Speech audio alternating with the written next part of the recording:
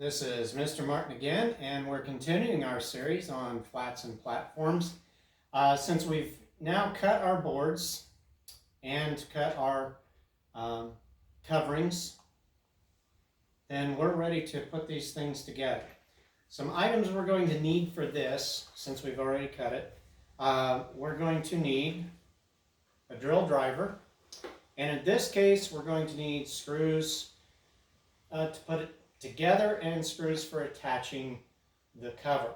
So we will want those to be different lengths. What's always handy is if you have the same driver bit, and in this particular case both of these screws will use what we call a T20 or Torx size 20. Now back when I started theater in the 80s, everyone was using drywall screws to put things together. Here's an important caveat. Do not use drywall screws for constructing anything that's going to bear a load. The reason drywall screws were used back then is they were very sharp, they could start themselves. We didn't yet have the construction screws. The problem with drywall screws is they snap. They do not have a whole lot of what we call shear strength. So it is dangerous to use those. If you're going to use screws, use construction screws like this, or deck screws, or something with more shear strength. So for putting it together, we're going to use a 2-inch long, and we've already got our Torx. Now another thing to note is, remember we were talking about the characteristics of lumber, and that these dead plant cells, the grain, tends to split very easily at the ends. So what I've done here is I've drilled some pilot holes. A pilot hole is a hole that's smaller than your fastener in diameter, but by boring a hole through here, you're going to lessen the likelihood of splitting that lumber. And this is not something I was taught to do. It was something I learned from bitter, hard experience. That you will want to have that pilot hole, because you'll split the end grain a lot if you don't.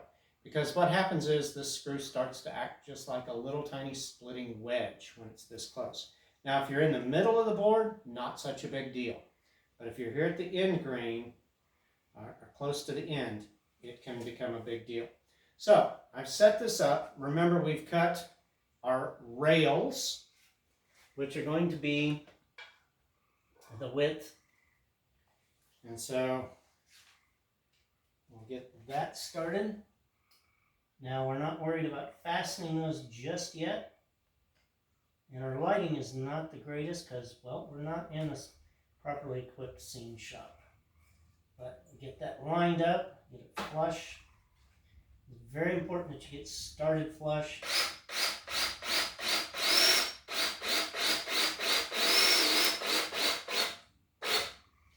And I'll drive that to where the screw is just, the screw head is just flush. I don't want any sticking out, but I also don't want to sink it and cause it to split that grain. So over sinking it will actually make the joint weaker. So get that lined up, start slow.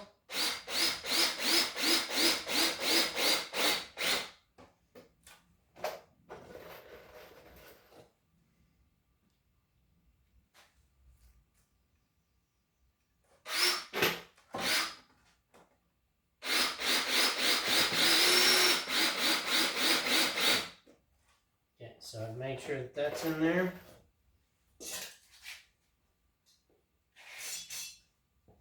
Now I'm not worried about that staying square just yet. And that is one of the great things about doing our hard covered flat.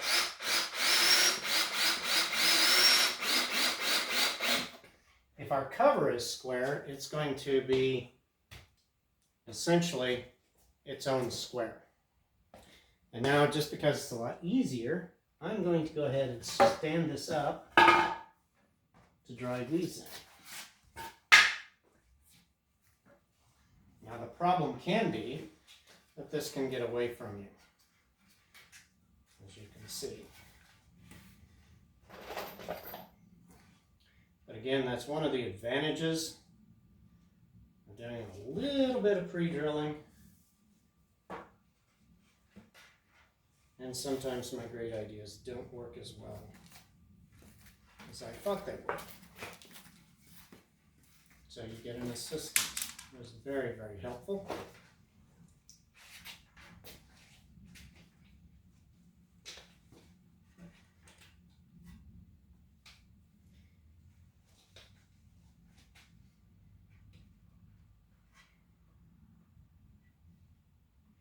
Now, one of the great blessings we have, let's go just, it's going to try and twist on us just a little, is the use of these, believe it or not, the variable speed trigger.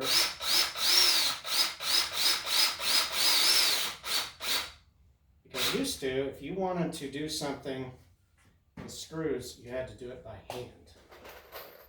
And I'm going to join this one. There's just a little bit of twist and torque. I don't have my safety goggles, so I'm going to step out. Okay.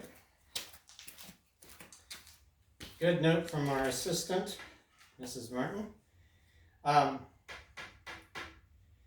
This is not one of the most hazardous things, but anytime that you're working where there's a possibility of a splinter, piece of metal, anything flying up, wear the safety protection for your eyes. Again, I will tell you from bad experience, having done that once where I said, oh, I've only got one more cut to make for the day. And my goggles had steamed up and ended up with a very painful experience going to the eye doctor. Now this board has just a tiny bit of twist, so I'm going to take that out.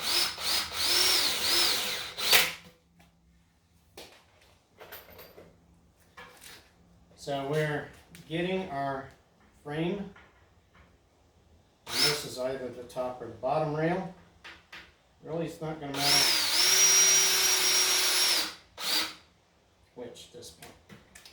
Then we're ready for what we call the toggle rail. And for that, we want to center it. And again, that has been cut. Now, our boards are bowing in just a bit, which is okay, but we'll want to get those. I'm going to line that to my mark. Now, it's really important that you make sure that this is flush here, because if you don't, your cover is going to have to stand up off of it. Now again, here I'm not feeling the need for a pilot hole. Okay, reason being, we're a long, long way from the end. We're very unlikely to cause any splits.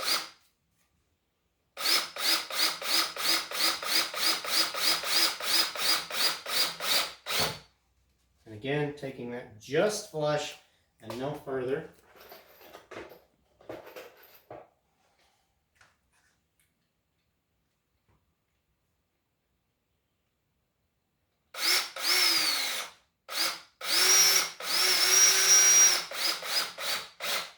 Now you note, you don't have to wear gloves for this, but I've found, and you'll note a lot of my gloves are very worn here, when you're holding a screw, starting it with your hands, gloves are just really helpful, because every now and then there'll be just the tiniest little shard of metal will come off of that screw. And that can be a really unpleasant experience. Because as you might know, generally speaking, it's very, very difficult to see that metal and to get it out, unlike a wood splinter.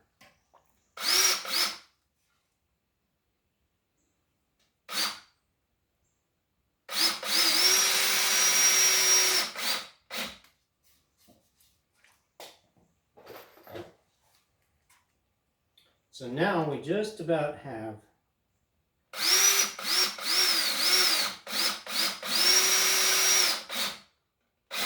the frame completed. Okay, so there's the frame. Now if we were building a really large, flat, full size or bigger, instead of just putting one at 2 feet, we might put these at 32 inches, and we might even put some braces in there for rigidity. But typically speaking, 2x4 flat like this is all you're going to need. And unlike a theatrical flat, we don't have to put in what we call corner blocks, because our cover is going to serve that function of squaring things up and making it secure. So then at this point, we'll flip that over and we're going to cover it. Now, what you want to do is find what we call your factory edge, okay? The nice thing about using full-size plywood is that all the edges are factory edges. And the reason we want to find that is because it is square and straight. Okay? And this is why we're not going to have a framing square on this. If you do it properly. If you do it improperly, you will mess up yourself. So, what we do is we find our straight edge, which is this one. And we get that lined up, okay? Now this particular board has just a little bit of bow in it, okay? But we'll be able to fix that as we go. So here we only need like 1.25 inches. You could even use 1-inch screws, which I'm often done, because our covering is simply 1/4 inch Luan. Now, here's what's really, really important.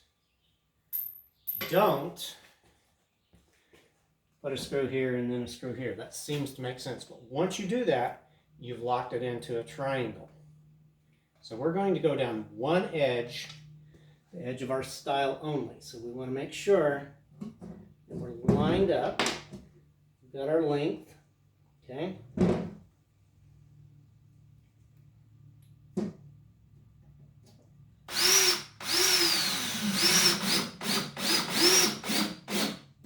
Again, we want those to just be flush.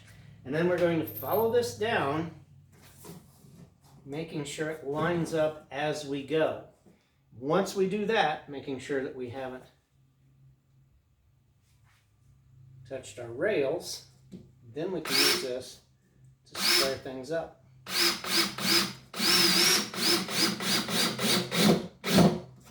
Now, one thing I did learn, I've always been using the screws, and for most applications that's going to be great.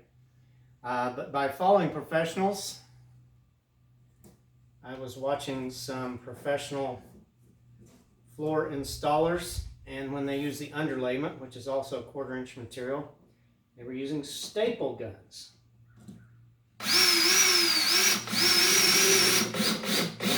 And I talked to them about it because I just assumed that was for speed, which it is much faster. But they pointed out that a staple with that kind of material has better holding power, which I had not thought about, but because the staple has two surfaces. Now that won't work on thick material. And one reason we're not going to use a staple gun today is they're really, really loud and would make this video almost impossible to do. Now, because that board had a little bow, as I get down here to the bottom, then I'm going to have to push that just a bit.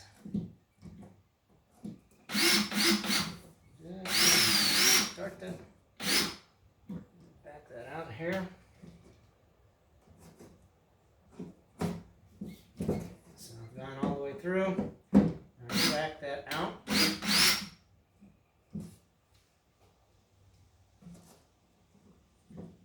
But I'm going to now set that flush before I drive that in.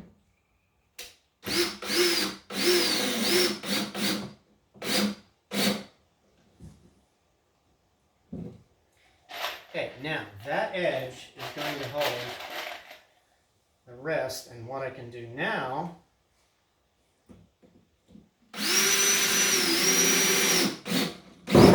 is I've created myself something I can use as a straight edge.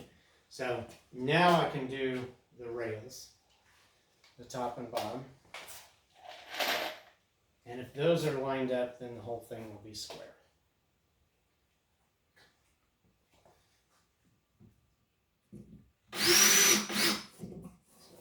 Sure we're sitting and we're just hair off there. We're going to come this way. That will square it up. So before I lock that one in,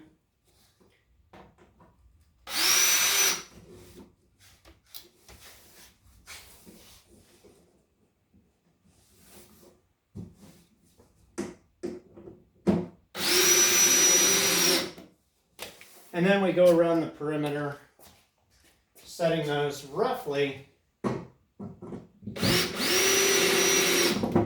every 8 inches or so.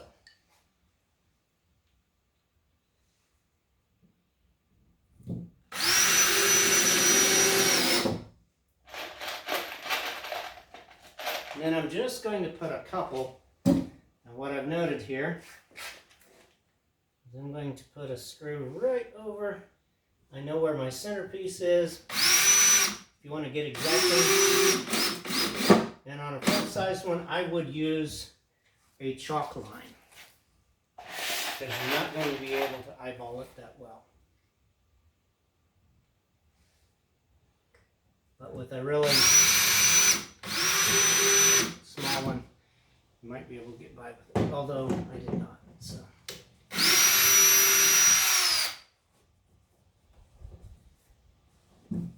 And again, if I'm wearing gloves, I can.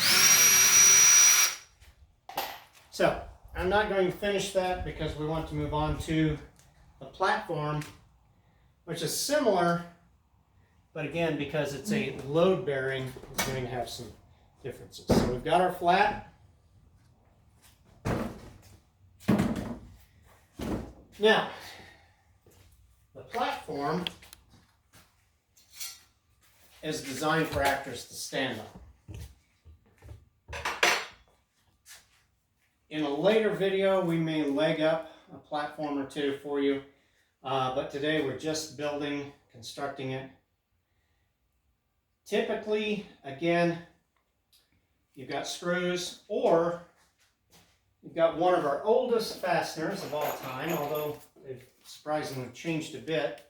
They used to all be made by blacksmiths. We're going to use nails today because nails, again, have a lot more shear strength. They're not going to break. Okay.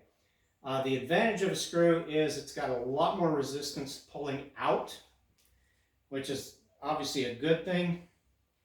But when we're talking load bearing, we're very concerned about that shear strength or its ability to not break. A nail will bend before it breaks. Now we will have a little issue with noise here.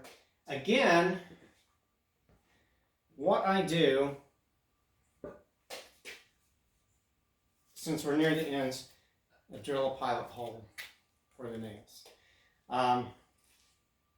If you're really in a hurry, and of course if you're a professional building houses, you're not going to go to that much time and effort. You're just going to use a battery or air compressed nailer and save a ton of time and occasionally split some grain. But we're going to use this over and over and over. So for that reason, I'm going to put that pilot hole. Now, as I nail,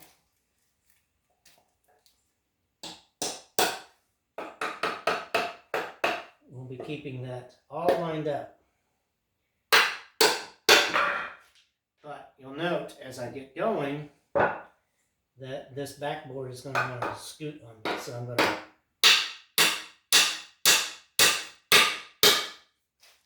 do that.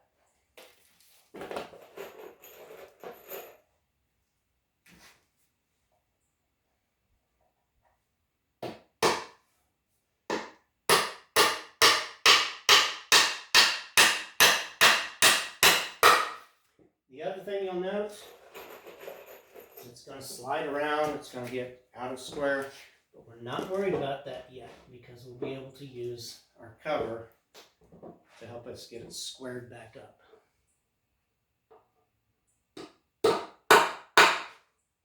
It is important, however, that we keep that flush.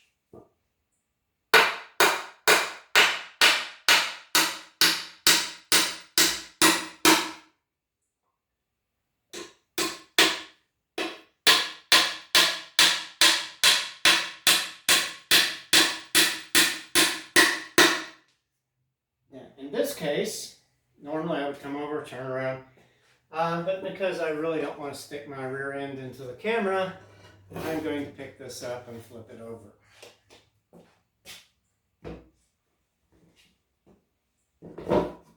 And that way, you don't have to look at my hind end.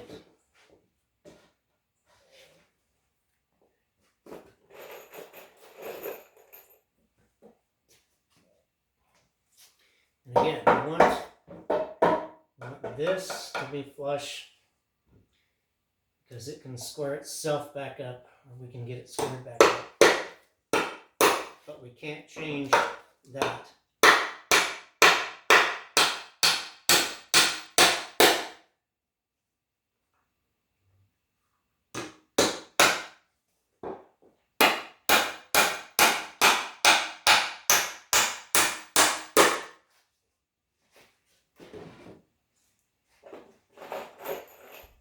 Now, if I were really awesome, I could nail those in 3 taps. If you've ever seen an old professional, back in the days before nail guns, some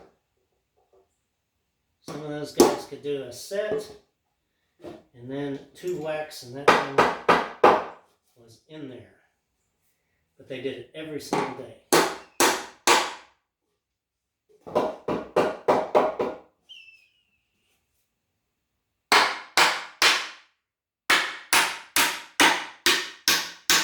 Now again, I'm going to notice I'm getting a little twist with that particular board. So I want to get that taken care of. So I'm going to flip that around. I'm going to take that twist out before I get it nailed in. So I'll nail this partway through. And now I've got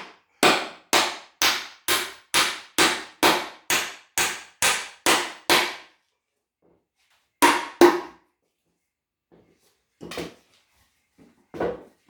And again, just like the flat, sometimes it's easier to stand that up. Although in this case, I really want to make sure it's laying flat. So I'm going to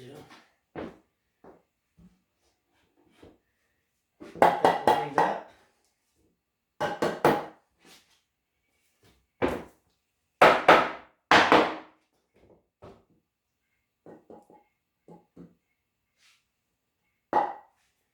And nail that one on each side.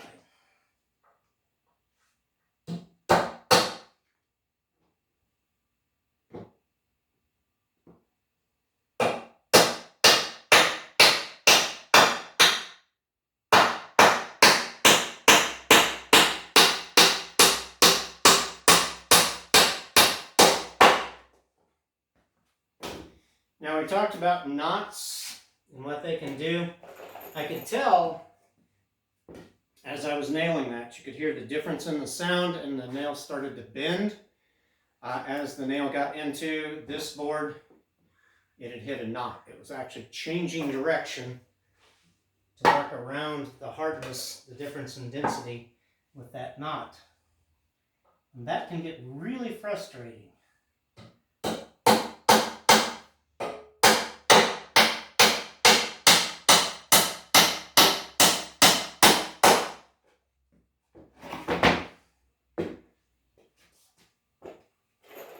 Always easier to go this direction.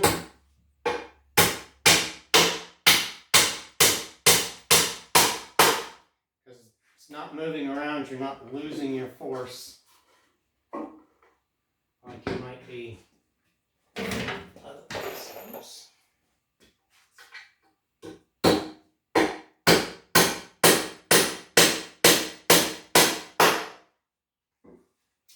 So now we've got the frame, we're ready to cover it. We could nail it down or we can screw it in. And in this case, we're going to use the screws. Put up the old hammer.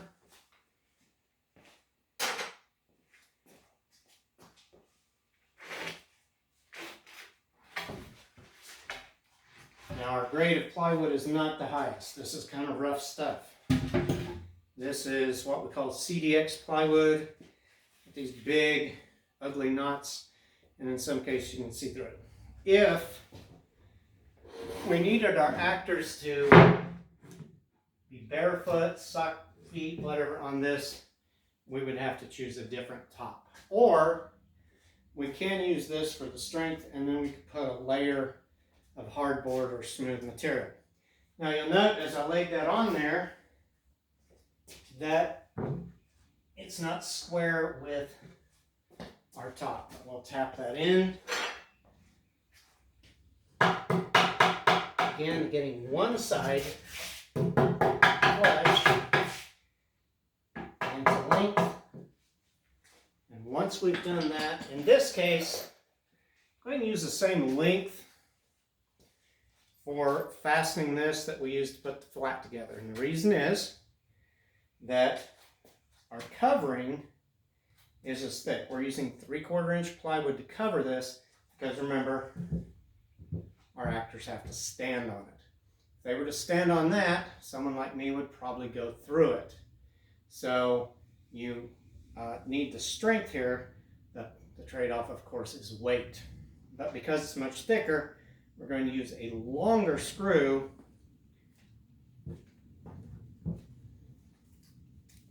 And I kind of like to stand right over it. Let's see if I need to tap that edge flush, which I did right there. Zip this in.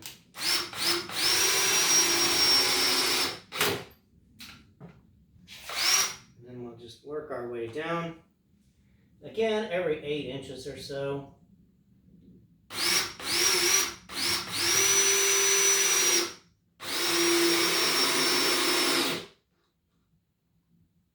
Now, one nice thing about this is, remember we're screwing into a 2x down here, so we've got 1.5 inches of width, so it's a little easier to center it without going out an edge.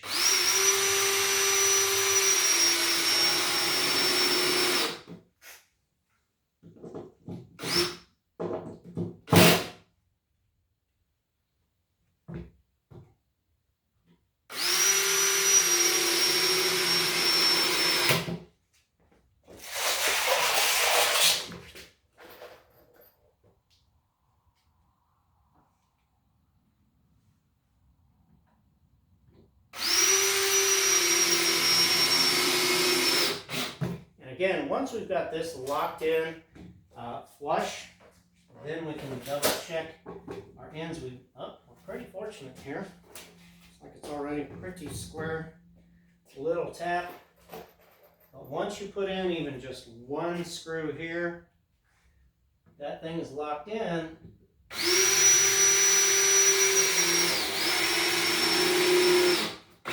And it's not going to move.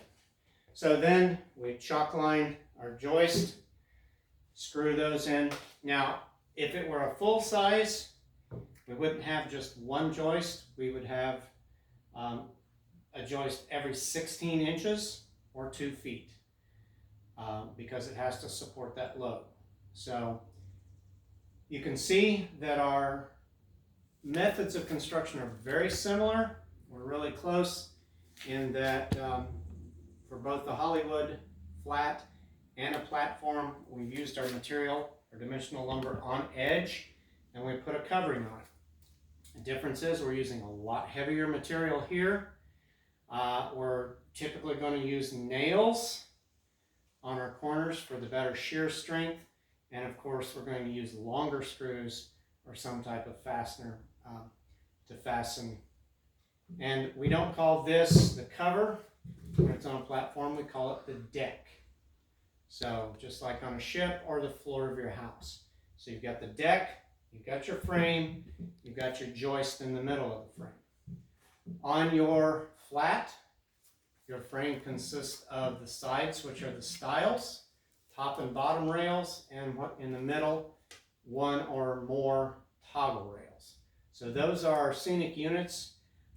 Later on, we'll show you how to leg up a platform and then hopefully how to paint these in various ways. But that'll be a completely separate chapter that we'll be dealing with.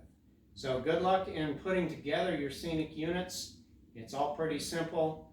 Just keep in mind your parts and make sure that you're being safe in everything you do. Thank you very much.